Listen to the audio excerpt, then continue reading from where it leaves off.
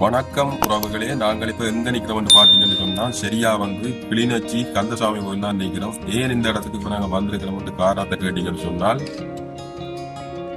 2 கிழமைக்கு முதல் இந்த கிளிநொச்சி கந்தசாமி கோயில் ஆலயத்தில் நடந்த சூரசங்கார நிகழ்வு பற்றி பல ஊடகங்களும் பேசு பொருளாக அந்த பூசகரை விமர்சித்துக் கொண்டிருக்கின்றார்கள்.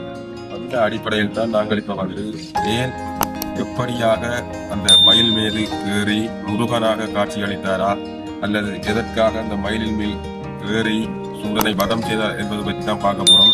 வாங்க இப்ப காணொலிக்குள்ள போகலாம். உண்மையில பாத்தீங்கன்னு சொல்லிட்டீங்கன்னா, எதற்காக பூசகர் மயிலின் மீது ஏறி சூரனை வதம் செய்தார்? இந்த வரலாறுகளை தெரியாதவர்கள் கந்தபுராணத்தின்படி இந்த கந்தபுராணத்தை சீராக கற்றுக்கொள்ளாதவர்கள் ஊடகங்கள் மூலம் தேவையில்லாமல் அந்த பூசகரை விமர்சித்து இருக்கின்ற சம்பவம் கிளிநொச்சியில் பெரும் பரபரப்பை ஏற்படுத்தி இருக்கிறது. அது மட்டுமல்லாமல் அந்த பூசகரின் மனநிலையும் மாறுபட்டுத்தான் இருக்கின்றது. இன்றைக்கு குறைந்தது 6-7 வருடங்களாக இப்படியாக மயிலின் மேல் ஏறி சூரனை வதம் செய்கின்ற அந்த காட்சி இடம்பெற்றுத்தான் வருகிறது. இந்த முறை மாத்திரம் எதற்காக இந்த ஊடகங்கள் இவ்வாறு இந்த பூசகரை சித்தரித்தார்கள்? கந்தபுராணத்தின்படி கச்சியப்ப சிவாச்சாரியர் அருளிய கந்தபுராணத்தில் ஏற்கனவே 2 தடவைகள் மயில் அங்கே காட்சி அளிக்கின்றது.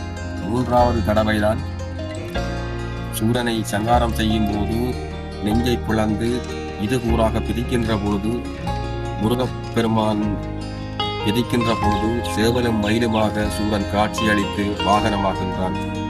அது 3ஆம் தடவையில் தான் அங்கே மயில் முருகப்பெருமானுக்கு வாகனமாகின்றது. ஆனால் உண்மை வரலாறு அதுவல்ல.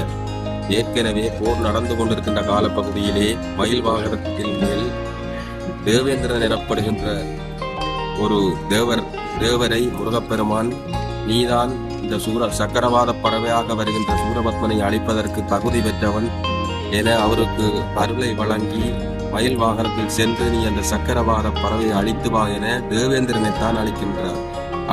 அழைத்து அங்கே அனுப்புகின்றார். இந்த இடத்திலே இந்த மயிலின் மீது பூசகராக காட்சி அளித்து அந்த மயிலின் மீது ஏறிய பூசகர் உண்மையிலே தேவேந்திரன் எனப்படுகின்ற தேவர் என்பதை யாரும் இதுவரைக்கும் வரலாறு மூலம் கற்றுக்கொள்ளவில்லை. உண்மையின்படி கந்தபுராணத்தில் சொல்லப்படுகின்றது, தேவேந்திரன் தான் அந்த மயில் மேல் ஏறி சூரனை சக்கரவாத பறவையாக வருகின்ற சூரபத்மனை வதம் செய்கின்றார். இதுதான் இந்த கந்தபுராணத்தின்படி நடந்த உண்மை வரலாறு. இந்த வரலாறுகளை புரட்டி பார்த்து விட்டு தயவு செய்து ஊடகங்களாக இருந்தாலும் சரி, யாராக இருந்தாலும் சரி, ஒரு இந்து மதம் ஒரு அற்புதமான மதம். இந்த இந்து மதத்தின் புராணங்களை அல்லது இதிகாசங்களை நாசம் செய்து கொள்ளாதீர்கள். அற்ப சொற்ப ஆசைகளுக்காக நாசம் செய்து கொள்ளாதீர்கள்.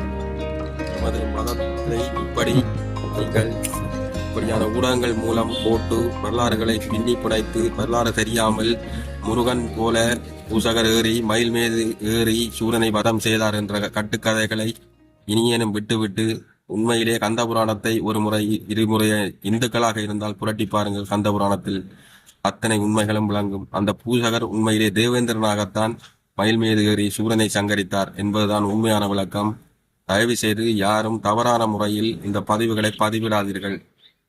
இந்து மதத்துக்கு இழுக்கு.